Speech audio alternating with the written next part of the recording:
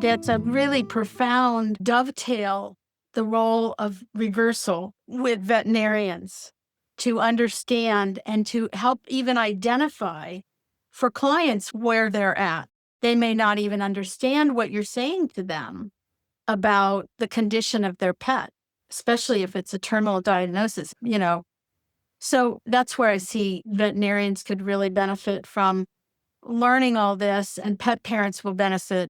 It's so clear how what I went through, how I navigated it, and how I transformed loss into love, which is an expanded heart, and grief into growth.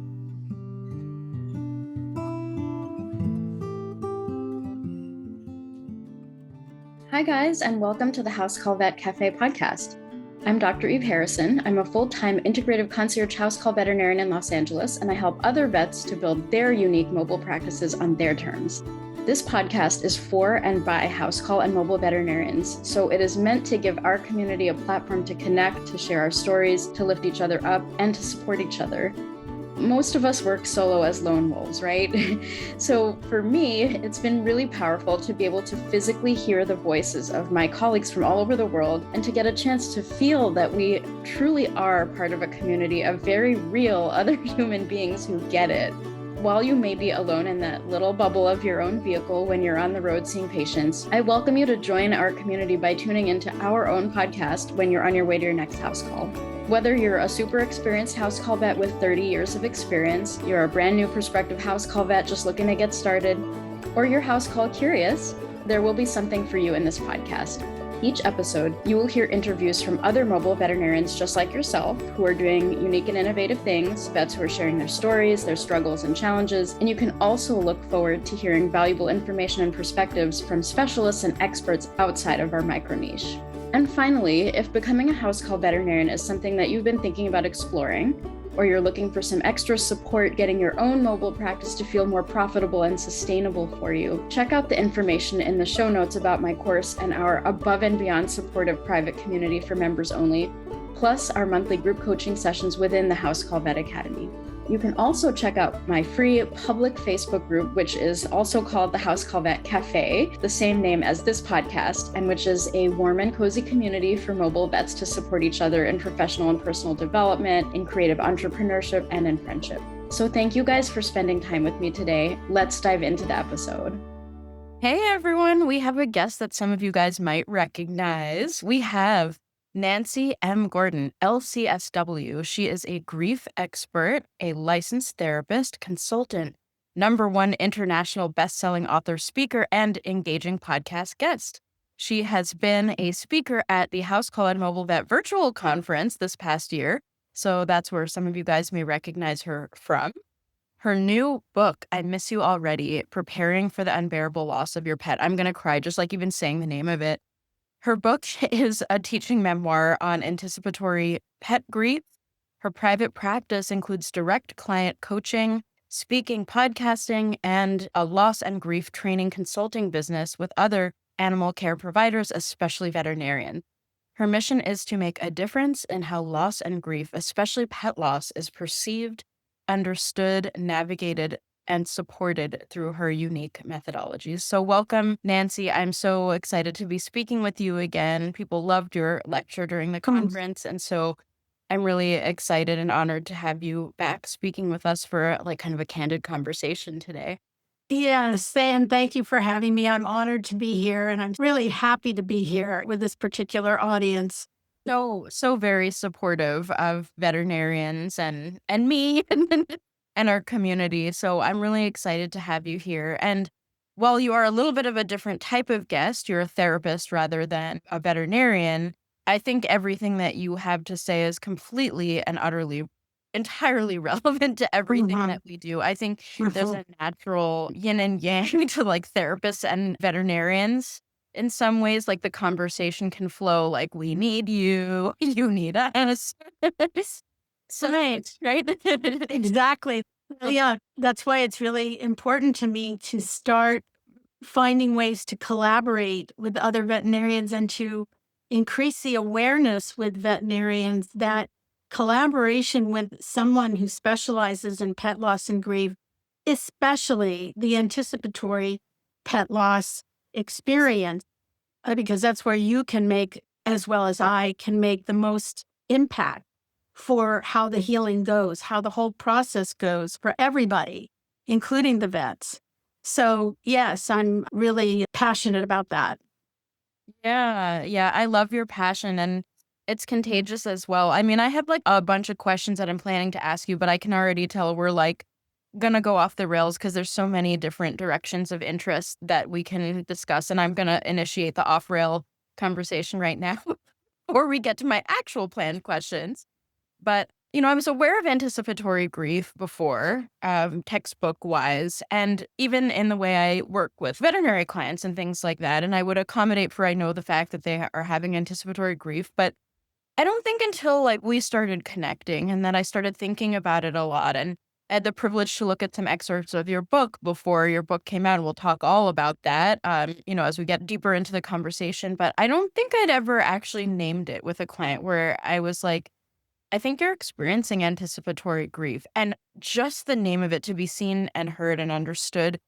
Oh, that's exactly what I'm feeling. I'm feeling grief, and to not Mm. necessarily be able to feel, oh, I can't say that I'm feeling grief because nothing's happened yet. But to say the word and to see someone in their anticipatory grief and to call it that, I've found since we've connected, I've used that word a few times and it's been very powerful. Yes, yes. And you raised a point which I hadn't really thought about, but I'm really glad you raised it because you mentioned a minute ago about clients may feel like they don't know what to call it because they haven't lost their pet yet. And I never actually connected the dot that may be one reason why clients don't recognize anticipatory grief. The other reason is that there is so much lack of information and education about anticipatory grief until literally, I'm telling you, when I started writing about it on Instagram in 2018, between then and now, especially in the last year, I all of a sudden I'm seeing people talking about using the word anticipatory grief all over social media. And I'm like, yes, I'm so glad that people are becoming aware of it because it's the window of opportunity, like I spoke about at your conference. It is such an amazing experience if you navigate it well. Yeah. I mean, I'm wanting to like ask questions about how you got into what you're doing, but I feel like we're already in the subject. So like, let's stick with this and then I'll cut them back and tell everyone how you got into this. Like we're already right in the heart of it. So let's go, right? So I found it really interesting that you said that it's like an important part of the process and this like window of anticipatory grief. Like not only can we experience relief and being seen and comfort in that time, the way we handle the anticipatory grief has repercussions and ripples for how the grief process plays out after the loss, right?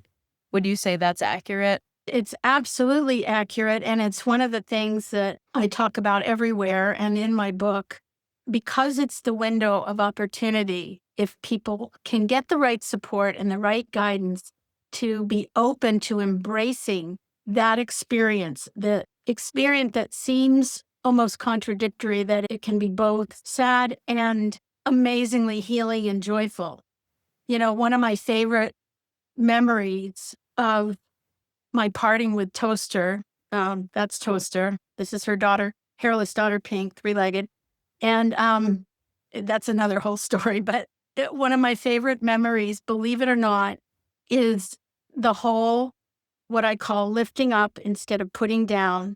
That's my unique methodology I created for myself in trying to come to terms with how can I kill Toaster? I mean, that literally, that's how I looked at it. And I think that's how a lot of people look at it is like, I can't kill my dog, but if she needs assistance, I can, instead of putting her down, I can lift her up and lift myself up at the same time. I've got goosebumps, even though, I mean, this has been back to 2016. And I'm still getting goosebumps because it is so powerful. So to finish, my favorite memory, one of them, of Toaster is our parting, is that lifting up and holding her in my arms and watching her absolute bliss, eating chocolate and then followed by peanut butter. And I believe she knew what was going on for a lot of different reasons. But it was that parting where I could see, although I was crying through the whole thing. I mean, don't get me wrong. I was bawling. I was trying to sing Celine Dion's our favorite song that we sang together, You Are My Sunshine. Oh, I mean, literally.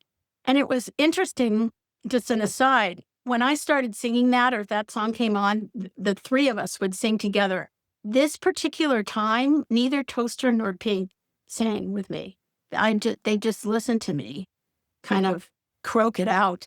But so that whole experience, again, that's another part of it, that connection with them in those moments of letting go that was so absolutely profound and beautiful. And that's what I teach people. That's what I want people to experience. That's what I want people to understand, even if you have only one day left. I've worked with somebody the day of, changed the whole trajectory of his experience in the dogs within hours of the mobile vet arriving. So it's so possible, especially if you have longer time, like I had with Toaster and a little bit I had with Pink. But yeah, it just changes everything. And that's what I want to get across. It's like anticipatory grief is the only opportunity that you have before they're gone to make a difference in what you do and what you say, how you do it, that you may feel guilty or shame or regret about once they're gone. So I've had, especially earlier in my work with pet loss and grief, it seemed that everybody found me after, literally sometimes the day after they let their dog go or their cat go. And I was like, oh, God, wish I had just talked to you yesterday. And, so that's where I'm glad that people are now talking about anticipatory grief, because that is the only time we all have, whether it's human loss or pet loss, to change the trajectory of our post loss. Oof, man, so many things. I feel like every time we've had a conversation, I'm in tears, like from like whether it's during the conference or other calls that we've had, I'm like, oh, it's coming. Just a heads up for everyone. I'm a crier. If you haven't heard me cry on the podcast, it's coming.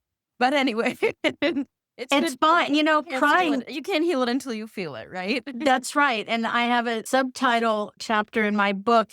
It's a crime not to cry. Oh. So, yes, there's nothing wrong with crying, because what you're experiencing right now is the magnitude of grief and loss that you've experienced, probably being a vet, especially a mobile vet, where this is probably a lot of what you do, and also unhealed past grief, losses with other pets or even just with other humans. The whole thing about loss, the current loss triggers all of that. And so when you're talking about it, and I was then talking about anticipatory grief and guilt and regret and shame. So if there's any little crevice in your heart where that is true for whatever reason, for whether it's an animal, yours, or clients or person, that brings up tears. And it's wonderful that you can do that. And it's wonderful that you model that for, the audience here, the veterinarians here, the vet techs, everybody who is dealing with grief. I don't know if you saw the recent documentary, The Weight They Carry. No. I think I sent you, I know you get so many emails, so I I'm understand. like overwhelmed. I understand how you might have missed it. 75%. Yes, I understand. I did send you before it aired recently, and I'll send it again, and you can post it. It would be awesome for you to post it with this interview, because it's about the high risk of suicide attempts and completions for veterinarians. And it was done so, goosebumps again, so beautifully. So there was one vet being interviewed about a colleague that she lost and how that happened through a company that didn't allow this vet to take time off after, I forget if, I think it was one of his own animals. I don't remember. whether it was his own animal or one animal that, must have just been really tragic. So, Looking it up right now. It looks amazing. Yeah, we'll the definitely link that in the show notes for anyone. yes, and there is a panel discussion after this short video, the documentary. There's a discussion from several different organizations, people, awesome people. And the weight that they carry is all of this grief, the anticipatory grief that you're dealing with clients, with your own pets, but all of it. There is just so much grief that you are exposed to, have to manage, have to deal with one way or another. And the more people understand that sharing the grief and releasing the grief in whatever form it comes up with you, it comes up very easily with tears. With other people, it may come up differently. They could come up as anger, irritability, could come up as insomnia.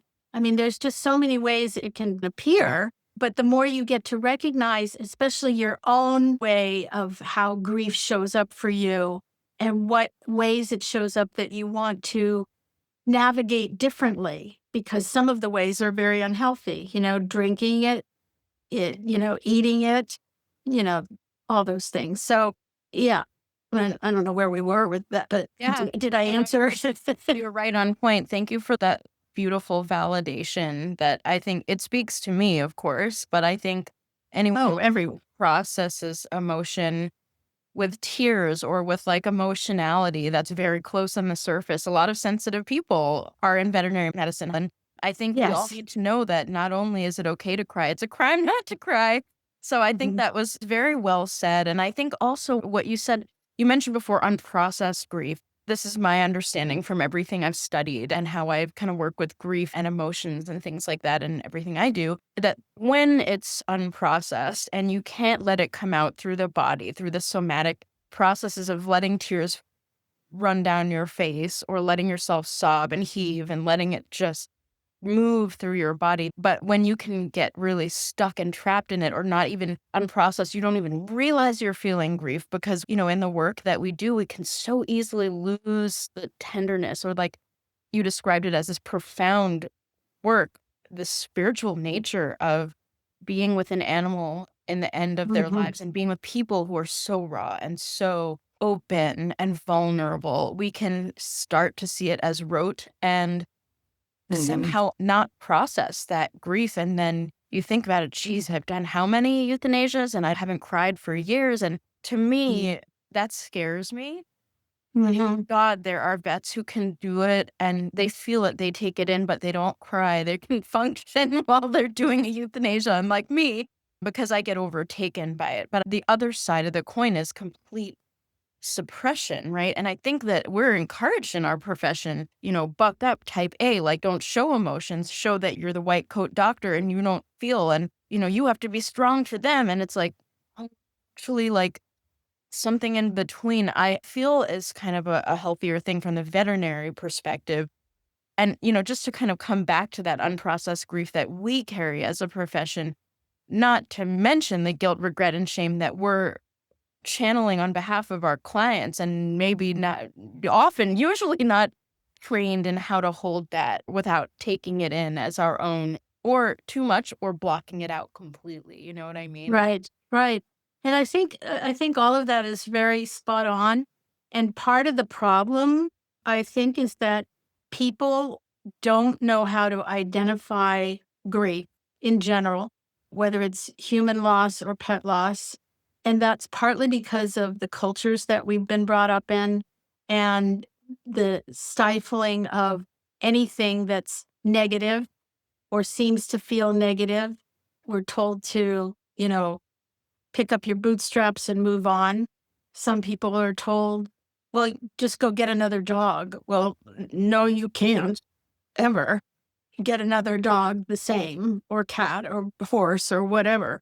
Every loss is different. And so I think part of the problem is that people don't even recognize it. So when they're going to their coping skills, which let's say is alcohol, they're not even aware why. They just know they don't feel right.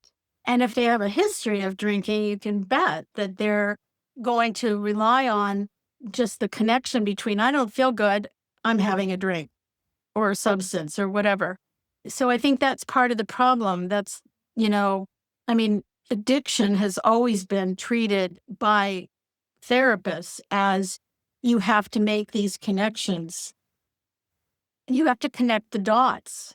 And when you allow yourself to feel, then you have the ability, you have the choice to start connecting the dots. And that's where you can begin to process it. So I say unhealed grief, which you're defining as unprocessed grief, same thing, puts a lock on your heart. And the key to unlock it is to share your grief with others. And you can't share your grief with others until you yourself have at least allowed yourself to feel and see and recognize at least some of the grief. You may not all of it or all the dots connected to that particular loss. That could be overwhelming if you're doing that all at once without any support anyway. So it's in the sharing where people really start to heal, and they feel by sharing validated, which is so important in pet loss because it's a disenfranchised grief still. And What do you mean by that? Can you actually elaborate a little bit on what you mean by a disenfranchised grief? yes, so there is grief, and then that's acceptable, that's known, that's understood, that's valued, that's supported, such as human loss and grief is supported, validated by bereavement day. Bereavement time off work if you lose your parent but are there many? There are some, but are there many businesses, large, small, whatever, where you get a bereavement time off for the loss of your pet? No. Again, so that's disenfranchised. That's like saying pet loss isn't as valid and doesn't deserve the same recognition as human loss. And the same with the insurance industry. I mean, these are the areas that I really want my work to get into because it's system change. And that's a way I really invite people to collaborate with whomever, but, include me, because that is really where we're going to make the biggest impact on grief and loss. And whether it's human or pet, it's going to be both. When it starts sifting into the systems, like veterinarian school, I think this is still true, but correct me if I'm wrong. Most veterinarians are not trained at all in the grief from my viewpoint. What is grief? How do you recognize it in your client? What do you do? Do you recognize it even in the animals? I mean, animals grieve, believe me. Pink grieved so hard for Toaster. It was amazing. When Toaster had her puppies, this is on Animal Planet, you can see on my website, I delivered personally one of Toaster's puppies, the hairless male, to someone in Laguna. So you know where that is. It's close to me. It's about an hour or so from San Diego where I am. I delivered the puppy, and when I got back in the car, Toaster is always around my neck. That's another part of the whole story. Maybe nobody actually understands yet about how they were my service dogs, but she was always around my neck. And so when we got in the car, she jumped on my neck, of course, but she did something she's never done before. She pressed her cheek against my cheek, pressed it like this. And I felt all this wetness. And I moved away and I looked at her. She was crying. It was the first of her puppies that she knew was leaving her, and the rest of the litter. She, it broke my heart. But, I explained to her the value of this puppy and how it's going to help somebody else just like you've helped me, So yes, we're talking about recognizing grief and expressing grief, that it's such an important part of changing how grief is disenfranchised. That's where we started with this. Yeah. So those are some good examples, I think of how it's devalued. And it's also devalued just by the language, bad language, so inadequate language of how we support others who have lost their pets, even family, especially family members and friends who don't know how to support someone who's lost their pet. and they don't understand the meaning of that pet or the role, even if that person has some other pets too. So they lost one, well, you've got another one. Well, no, it's you don't have the same pet, but they don't understand. So they try. I really do believe that nobody who has been told just go get another pet is saying that maliciously.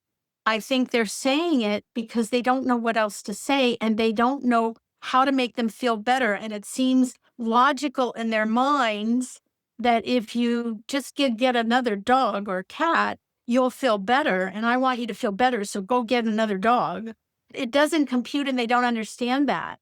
And so quite often have the opportunity with my clients telling me about how, you know, they just lost their pet. Now they know they're going to be facing telling people and they're facing, how are they going to tell? This is part of what my work with them, after through the anticipatory grief and then the post loss is okay. Now, how do you deal with sharing this with others in a way that you can set good boundaries and take care of yourself and not flood yourself with too much emotion with the wrong person? Happens all the time. So I give them a lot of information and ideas, and even role plays with how to talk about it. And this is not just for that person's particular grief work. It's so important for everybody to learn how to educate others to support them because they don't know. There's no book out there yet like mine. And where I talk about that. And I'm actually doing another book that is going to really be helpful for this particular issue of how to support other people and how to support yourself. And that's a book in itself. So Yeah. yeah. So the impact of every one of us taking the opportunity when we've lost our pet and we have to tell somebody and they respond, or even a stranger, may find out somehow and you're in a conversation, they say, oh, I'm sorry, did you get another dog yet? Or when are you going to get another dog? That's the opportunity we all have to change the system. That little exchange where we say, that question isn't helpful, but what is?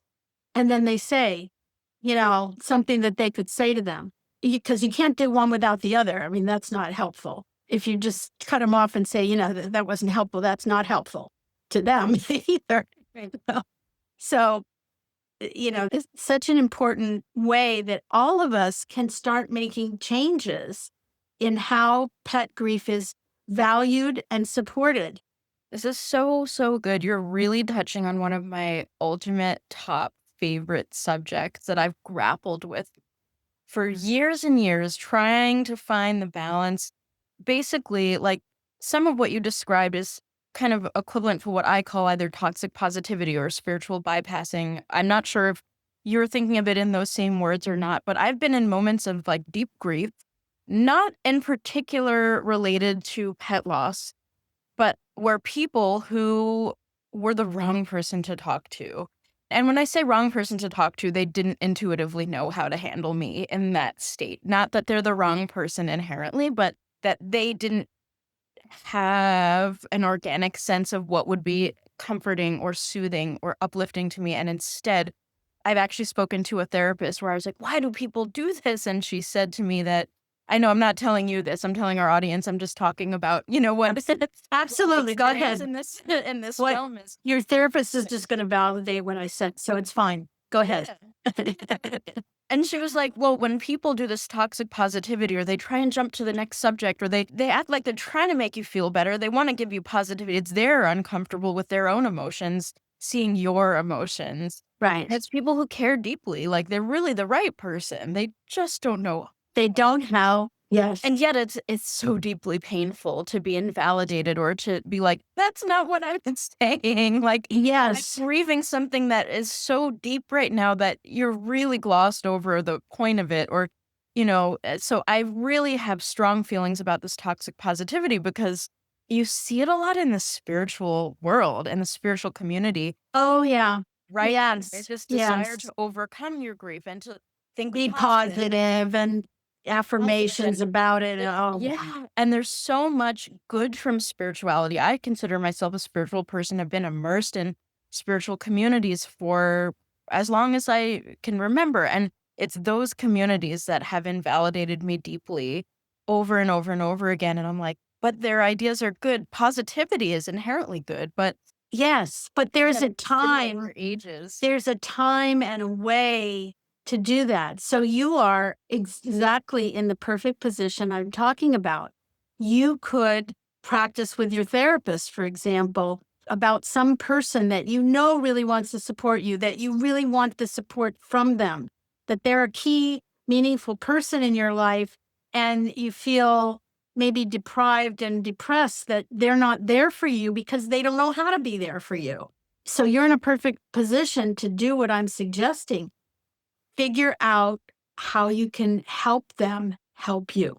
What you can say to them in a kind way that doesn't squash them, that shows some appreciation. For example, I'm giving you some of this already now. Great. So, Great. I so love it. yeah, so you give some appreciation, or the benefit of the doubt, and you could say something like, you are so important in my life, and I know you want to support me, and I want your support. And so I have to tell you that that wasn't really helpful to me. But what would be helpful to me is if you do this, say that, whatever it is, or just sit with me. Or if you could say to them, maybe don't feel like you have to make this better. You don't have to make it better. It's not your job to make it better.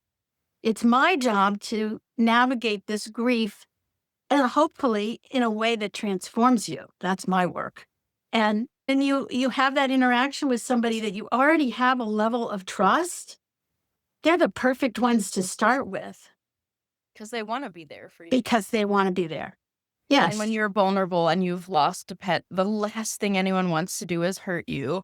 They'll probably be a little embarrassed, but I think ultimately what they really want is to be there for you. And when you tell them, in a so beautiful way so that you explained, I think that that's a very, healing yes, relationship. yes. And if you pick up that they're embarrassed, I just did this with a colleague who I don't know very well, who may seem like a tangential kind of example, but it's not.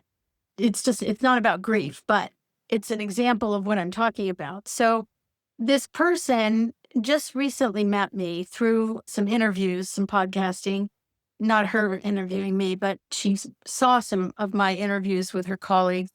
And I did a request from people, my colleagues, if they knew any VAs to refer to me. I'm desperate for a social media VA because I am not I skilled. actually have someone for you. I have someone for you if you want. By the way. Yes. So anyway, so she responded. She told me in that moment, she said, I know I'm going to be meeting with somebody on Wednesday. I'm going to refer her to you. So she did follow up with that referral. She sent me on Messenger the name and everything. Well, she hadn't vetted this VA herself. She didn't know this VA in the context of her work. She knew her in a different context. And so when I gave her feedback nicely that, thank you for the referral, but here's what happened. Here's this information. She, it's not $7. She was in the Philippines, and Philippines are known to have the $6 to $8 an hour fees. Yeah. So I thought that what this was going to be was $31.25. And I said, that's news to me. And she kept writing me like twice back how sorry she was that next time she's going to vet the person herself. In other words, she felt shame.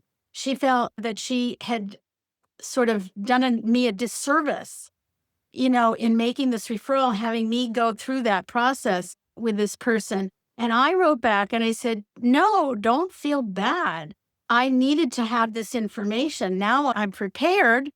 So you give them some way to feel better, that it was helpful to you in certain ways. So you're in that example with you, the certain way it was helpful is that I see you're trying to be there for me.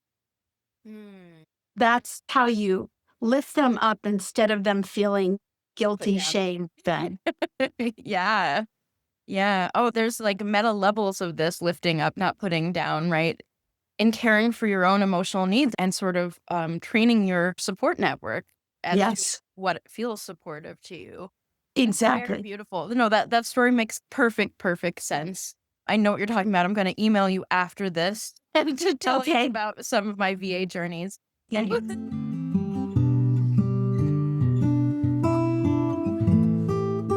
Hi, it's Dr. Eve here. As you know, as veterinarians and veterinary professionals, we pour our hearts into caring for animals every day. But who's holding space for your spirit to shine? I created Soulshine Space for vets to be that space. Soulshine Space for veterinarians is not your run-of-the-mill membership. It is a portal where science meets spirituality, where we can hold evidence and intuition in the same hand. It's for those of us who can hold both the tangible and the mystery at the same time. It's for those of us who feel the call that there's more to this life than our job description. Join our monthly gatherings where we explore meditation, forest bathing, aromatherapy, herbalism, breathwork, plant and mushroom ID, sound healing, healing modalities from all around the world, as well as special subjects in psychology and spirituality, plus so much more. With all of this designed to nourish both the left and the right brain sides of the healer within you. You'll get to connect with other veterinarians who understand both your dedication to medicine and a desire for meaning and connection beyond the clinical. For under $100 a month, you can join a community that sees all of who you are. No commitment is needed. You can come or go as you please. And if you are listening to this podcast, as a huge thank you, you'll get a special discount off your membership. This offer is available for a limited time and rules and restrictions do apply. So check out the link and your discount code in the show notes. And if this calls to your heart, I hope you'll join us today. I'm so excited to see you inside our Soulshine community for vets, and I can't wait to welcome you in.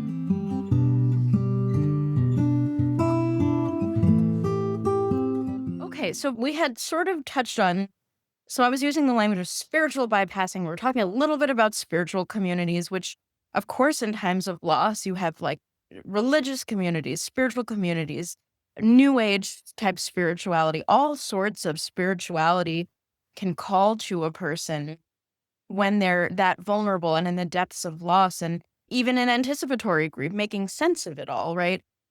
I'm so curious. I'm trying to put my question into words because it has multiple prongs, but I'm curious from your perspective, what is the role of spirituality? What is the role of different cultures of spirituality? I have a dear friend that just had to put her cat down, and she's Buddhist, from Taiwan, and Mm. had a deep conversation about what euthanasia means in that tradition.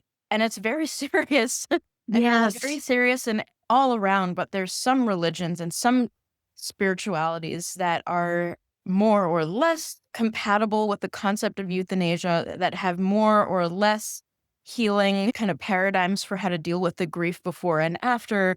And, I'm just so curious because I've also just recently had enough people recommend this book, The Awakened Brain by Dr. Lisa Miller, to me. And she also has The Spiritual Child that I also read. I sped read the hell out of both of these books. I'm going to read them like 3 more times each. But like, she references a lot of spirituality as it pertains to end of life grief processing Yeah. through. Yes. Can you speak to that large, multi-pronged question that is less of a question than a vomiting of words and ideas? Yeah. So you may help me guide me in my answer for what you want to know. So my first thing to say is that we always should respect anybody's spirituality. That's number one policy. Number one rule is that you don't disagree and you don't try to change somebody's spiritual beliefs. You can talk about your own and in that way share a different perspective, but not in the context of trying to convince them.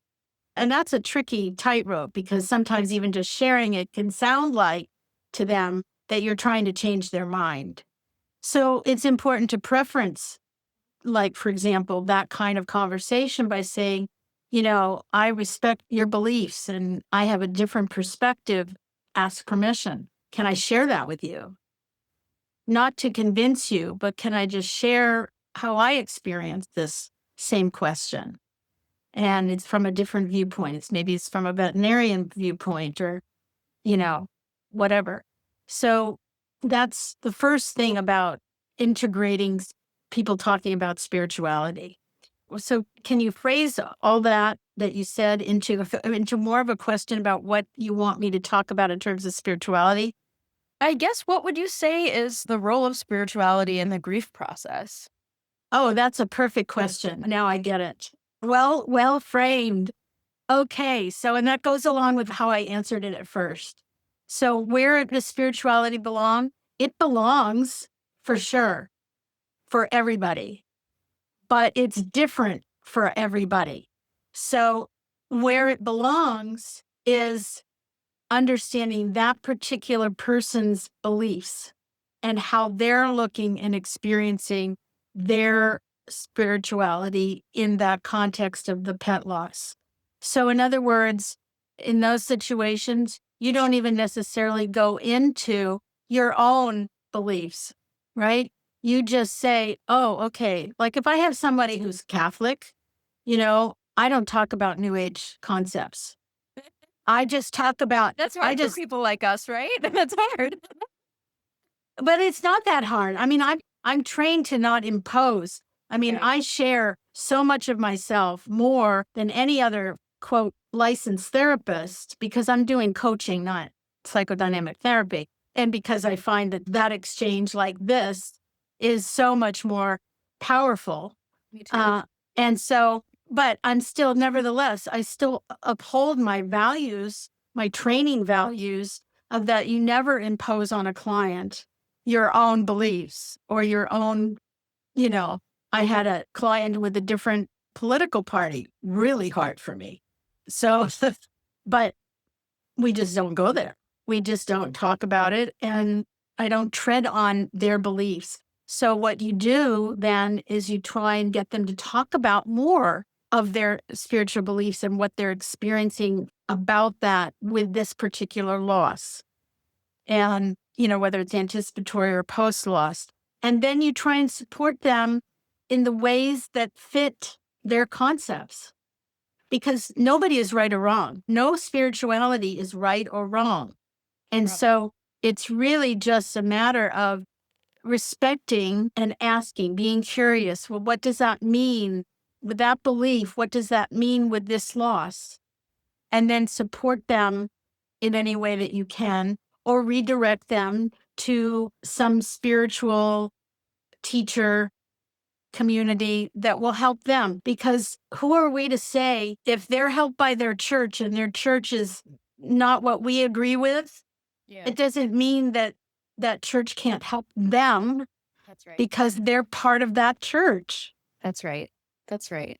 Oh, I love that. I love that. That's like radical openness, radical acceptance. Like that's the name of the game, right? When you're holding people that way and you're coaching them and supporting them through some of the most difficult and vulnerable times. Absolutely. And people will respond well to that, to the sense that you're respecting their process, their beliefs, and that you want to support them. So, Yeah, that's really beautiful to hear a little bit about some of your thought process and how you link and hold space for spirituality along with grief in the way you coach people. And I think most of us veterinarians, unless we're in some coaching role ourselves or providing grief services of some kind deliberately or holding a grief support group or something like that, most of us are not going to have to go so deep into like learning about people's beliefs and holding yeah, space for something that we're just like, oh God, I can't. yeah, Like, I mean, it may yeah, come up. It does come up, but we're not like in this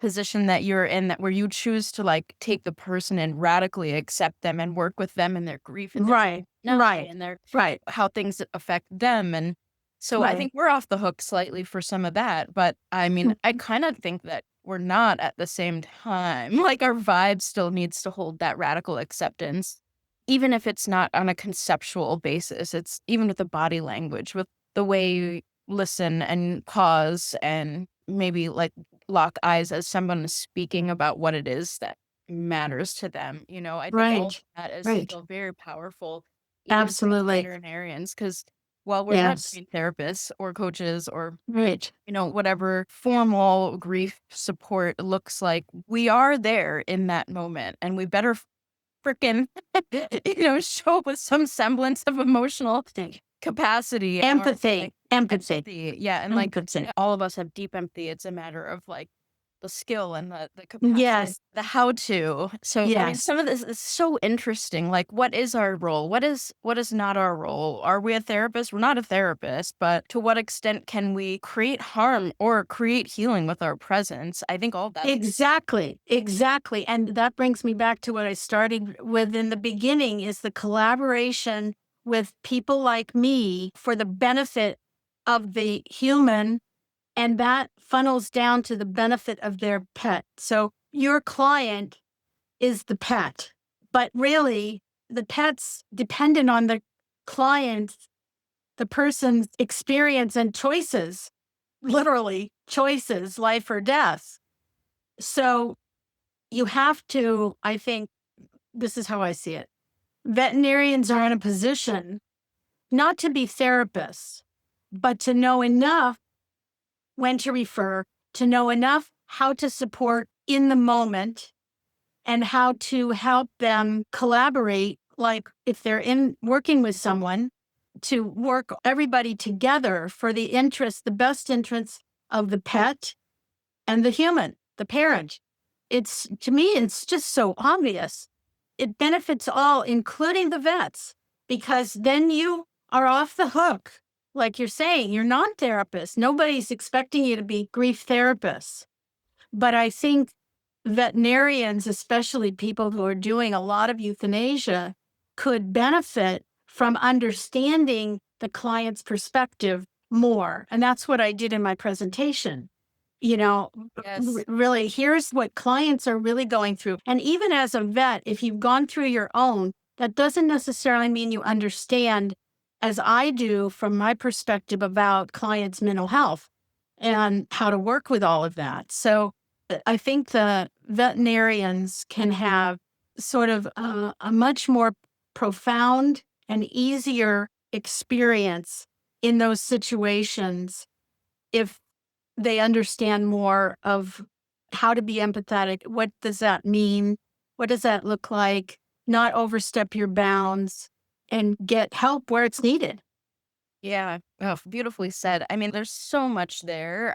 And I want to give a shout out to my house call veterinarians. I would say, in my observation, house call vets, especially in home euthanasia vets, really pour into this and tend to be, really on point with their emotional connection with the client. And, in general, I would say that the left hand isn't talking to the right hand. Like, therapists Yeah. want to help with this. Vets need help with this. Like, if you're the one pushing the euthanol on the other end, you don't want to be harmed by that either. And if you have an uncomfortable experience with the client while you're doing that kind of act, that can become unprocessed grief as well. And I think everyone wants to be as loving and as connected and Right. supportive as possible, and Right. may simply not have the skills or not realize how they come off, or may not have, this is a big one, the systemic a built capacity to take the time.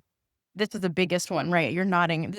They don't have the time, they don't have the support, they don't have the professional community saying like, no, this is really important and we've got to make it work so that you have the time. You don't feel you're ever rushing someone through a euthanasia. You're not rushing yourself through a euthanasia. Like, these are such Right. Well, yeah. profound Yes. moments, and we can easily fall into rote, like, oh, I did like 5 euthanasias today. I did a spay. I handled Addison's disease. I handled, 17 other cases, and you just roll it off the top of your tongue when it's like, this is big. Like, Yes. and when it feels that rote to you, it can sometimes even inadvertently come through. That's what I Yeah. worry about. And I think, yeah, as I said before, I think in-home euthanasia vets are on it.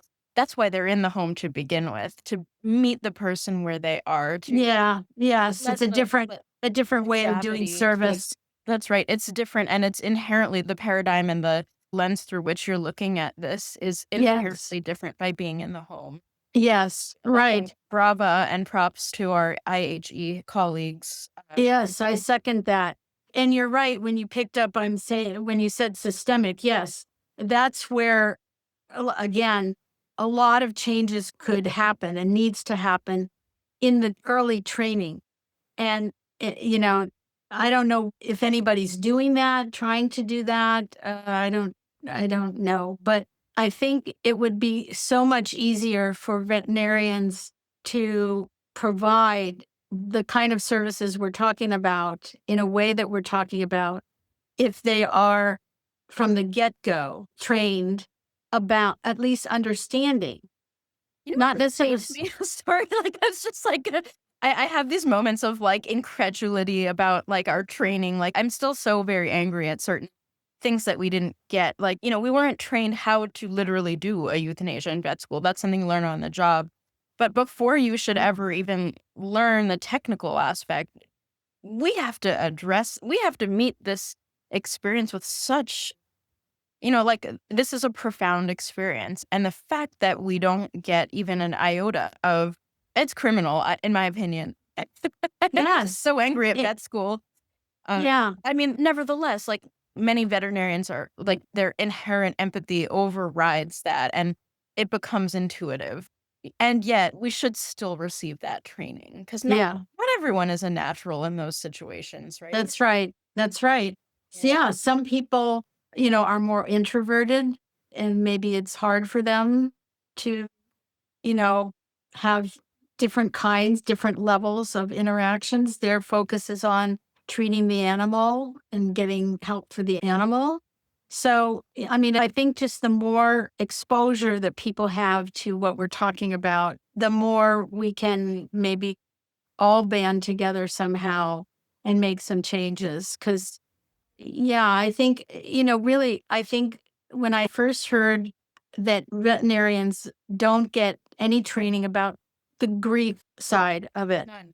And actually I didn't even know you didn't get the technical training in the school. That's even worse.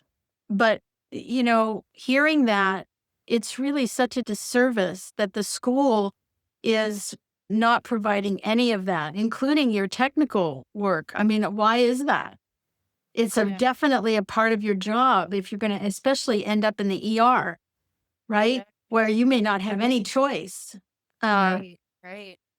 Yeah, there's a lot I regret about vet school, and is partially why I teach what I teach because likewise, that's also not taught, like, how to run your own practice, how to Right. self-advertise as a veterinarian and do what it is you actually really want to do and have all of the technical support business and every nitty-gritty thing that we definitely didn't get any of that in school. So I have an eternal bone to pick with vet school and why I'm currently in education right now and why you are as well. You're kind of filling that gap as well. So I'm kind of wanting to, like, pivot now. Like, I usually start my episodes by asking a little bit about the story, your like how you got here, but I wanted to pivot to your book and maybe through that you can tell us a little bit about how you came to write It this is about that. book.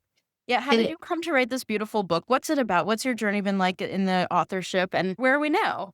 yes. So the book is entitled I Miss You Already, Preparing for the Unbearable Loss of Your Pet.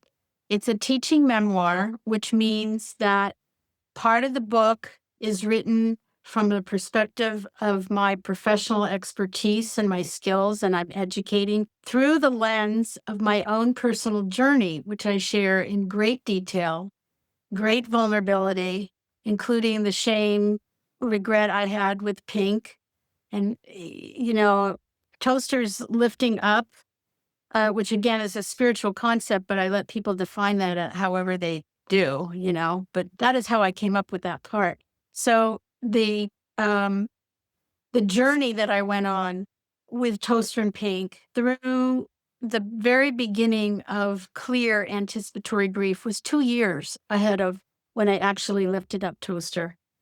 And in the beginning of those 2 years, of course, it still was far off, but I could see Rainbow Bridge, which I hope everybody knows what that means. It was on the horizon, like all of a sudden, it's there.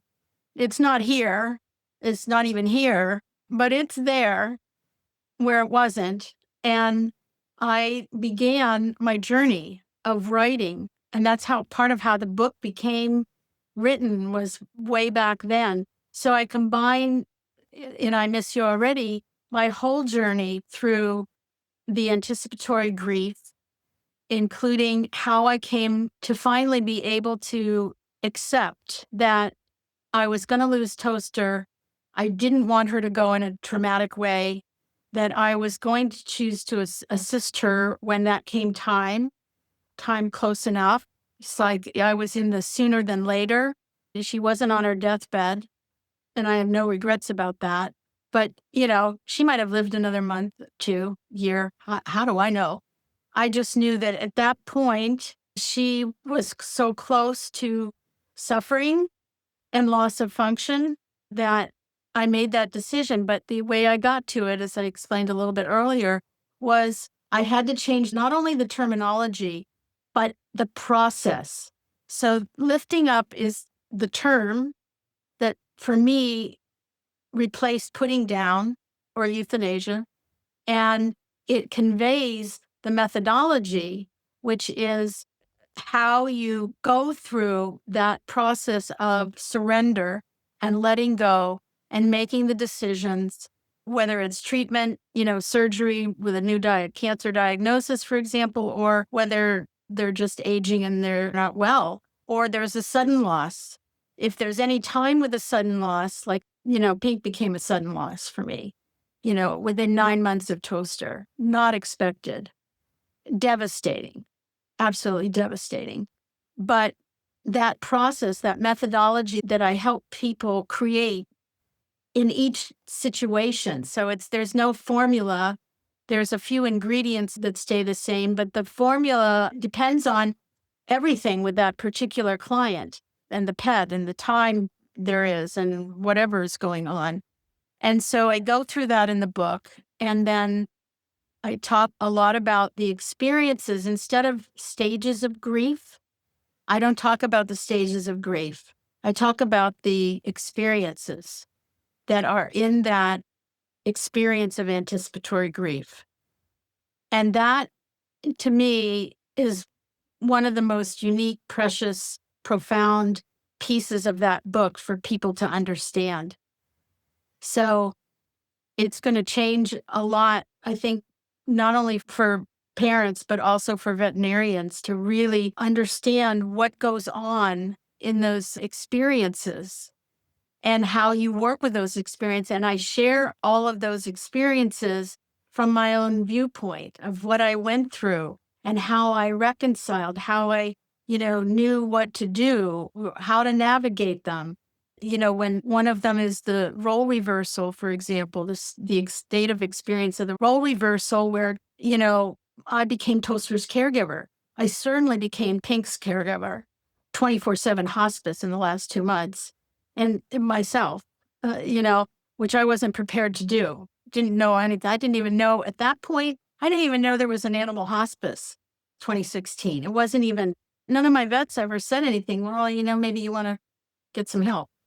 So anyway, so that's all in the book. That's a really profound sort of dovetail the role of reversal with veterinarians to understand and to help even identify for clients where they're at. They may not even understand what you're saying to them about the condition of their pet, especially if it's a terminal diagnosis, So that's where I see veterinarians could really benefit from learning all this, and pet parents will benefit from, it's so clear what I went through, how I navigated it, and how I transformed loss into love, which is an expanded heart, and grief into growth. So the work that's all in the book of how to make this whole experience transformational work, that it doesn't just end with the loss, like moving on of your pet or getting over your pet. We never get over. Forget it. Just forget it. With important human and pet losses, where there's significant meaning of the relationship, we never get over, nor should we. But we should get over the angst and the trauma of it. But the missing never stops. So that's all in the book. And I'm doing right now to help publish it and get it out there, which requires marketing and, distribution and all that stuff. I'm doing a Kickstarter that will end soon, so act like now. And so anyway, it's not a donation-based campaign. You can choose rewards that are deeply discounted.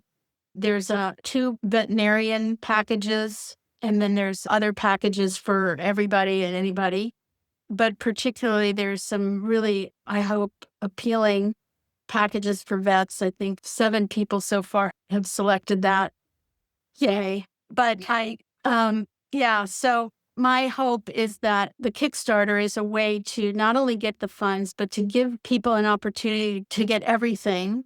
I'm doing an online course that'll be included in the rewards and, based on the book. And so, yeah, so it's a win-win is, I guess, what I'm trying to say. It's not just supporting, pledging money. It's you get something out of it. I get something out of it, which is the money to help really market this well so that it gets out there into the hands of people who need it. Mhm. Yeah, that's absolutely beautiful. I've enjoyed very much watching your process of finishing the book and getting a sneak peek and adding a little testimonial. That was really, really fun. And I have no doubt that this book is going to be beneficial both for animal guardians and veterinarians and people in the realm of what we do. I think this touches on so many things from like a narrative perspective, just like feeling your feelings and just people not feeling alone and seeing that, you went through this very exact thing. And then also like there's practical things like some of the suggestions that you shared today about how if someone's not saying something that's helpful or it's in the realm of toxic positivity, you could address that without shaming them and lift them up essentially. So I think this is a gem. I think it's going to be wonderful. I think it's going to be really well received. I wanted to also respond to something that you had mentioned about how you don't talk about the stages of grief per se, but like the experience of grief and how, like, I often think about, I mean, we all know the stages of grief, anger and bargaining and yada yada. But it's very, very interesting. A few times you've mentioned anger and grief, the connection. And I wanted to share just like a brief little kind of story with an experience that I had with my own coach about this that taught me a lot. And I think is worth like addressing head on that often under anger, there's fear and under fear, there's grief. So I had an experience where I went to my coach, my personal coach, Hannah Taylor, and I was angry. I was pissed. And I felt like there was something very unjust. And she was like, can you get quiet a little bit, slow down and start to notice your feelings and your breath? And like we did some somatic work and she was like, what are you feeling now? And I'm like, fear, fucking fear. What is this? And she was like, can you sit a little bit longer, breathe and slow down? What's under that? And I'm like, the fucking like waterworks opened up and I was like, it's grief. Oh my God. And it's like this moment of just, she was like, yeah, that's often what's under there. And ever since that experience, anytime I feel anger, I'm like, this is valid. Yeah. This is valid. And we're going to have some process to do to figure out what the fear and or the grief is so that I'm left with grief. That's what I can work with. Anger can be, it's valid. It needs to happen. It needs to move through. But ultimately, for the long haul, I need to work with the grief. That was the kind of understanding that I got. And I think that's another reason that your work is so very important because even if we don't think we're dealing with grief, we're dealing with anger or we're dealing with, denial or we're dealing with often under it is grief. And it's not just about, it's about pet loss. 100%. That's one gateway into this work, but it's also about the anger and grief of our profession and what we're doing and how we feel in it and what our livelihood has become for so many of us who are not happy in the work. So Yes. before we kind of like started to close up the episode, I wanted to address that grief and anger connection that you had alluded to. Yeah. Well, the reason I claim that I am a loss and grief specialist and subspecialize in pet loss is because from the time I began my practice as a licensed clinical social worker, every presenting problem a client came in with had an underlying grief attached to it. Whether it was they lost their job, whether it was they lost their pregnancy, whether it's they lost their parent, whether their kids went to college. There's always loss and grief. So to me, I can't separate out life from loss. They're connected. I've joked that life should be spelled LOSS. So I know, no, that's too much of a downer, but really it's always connected. And so then the task becomes, like you're saying, start to understand what are the signs, what are the experiences of loss and grief. And that's what Kubler-Ross started with many decades ago. And she did a great job. She brought it out of the closet, but she missed anticipatory grief and she missed transformational after the acceptance. And you're just like, there, okay, they're dead. No, they're dead. And what am I going to do to make meaning of honoring them and my own life forward? So that's what's in the book. And that's what those experiences are. Yeah. There's 7 of them. So, yeah. So what were you saying? Well, no, I was just wanting to know, like, how can people get your book? How can they work with you if they'd like to work with you? How do they find you? If people were really, really enchanted by this conversation and they want more, how can they do that? Well, you could go to the links that you're going to post in this, right? There's a lot of different ways. I'm on LinkedIn. There's a link for that. There for the Kickstarter, act now because it's going to end soon. When does it end? Do you know off the top of your head? It's this Saturday. Oh gosh. Okay. But yeah, it's going to be some word of mouth at this point because this isn't going to air before. But when I say that they could still do it, is if I meet my goal by Saturday, then I'd be able to allow people to still make pledges and everybody will still get the discount and I'll still get the funds. So I'm just intending there can be no other option. I'm going to make the goal by Saturday. So when this airs, it'll be okay. They'll probably be able to. So there's a QR code for that. There's a link for the Kickstarter. And then I'm on Instagram. My Instagram account is devoted entirely to pet loss and grief. It's some great posts. Unhealed grief is on there. Puts a lock on your heart. And my website is www.growbeyondgrief.com. And of course, email me, Nancy Gordon, 7practices, the number 7practices@gmail.com. And if for some reason I've been having so much trouble with email, missing emails. And so Same. so if I don't answer right away, then email me again because that means I didn't see it. Well, thank you so much. I know that this sort of like trans-veterinary therapy communication and collaboration is just what we need, just what the doctor ordered. I'm so glad that you reached out to me all those months ago and that me to read your book as you were working on it. And thank you for speaking at our conference. Thank you for being here with us. It's a honor. And just thank you again. Much, much appreciated. Yes. Well, I appreciate you so much because it was, what the chapter that I gave you was my most vulnerable chapter to give you, which was for the veterinarian. And, my overriding priority and value in writing this book was to make sure that what I was saying to veterinarians was accurate, was helpful, not insulting. I never wanted to insult when I was making suggestions. I never wanted to insult anyone. Where would we be and where would our animals be without the work that you do? So it was a vulnerable thing for me to do, to share with you. And I didn't really know you that well, but your response was so great. It was what I expected. It was what I trusted, that you would give me honest feedback and make some changes. You identified the one part that I had the most question about, like, is this insulting? And I took that out and reframed it, with your suggestions. So I so appreciated that because you now helped to make that a better book. That's so meaningful. And thank you for, when I'm editing or working on projects, I'm a tough critic on myself and everyone else, TBH. So you were so gracious and so responsive, and I could feel your heart through this collaboration and your desire to do good in the world and to Thank you. absolutely palpable. So it's absolutely my honor. Thank And, you. yeah, Mine too. To have the opportunity to be in front of more veterinarians, that's a real gift to me for what I want to do in the future. and ultimately all of us and the animals. Thanks again for being here with me, Nancy. Thank you. Thank you so much for listening to this episode of the House Call Vet Cafe.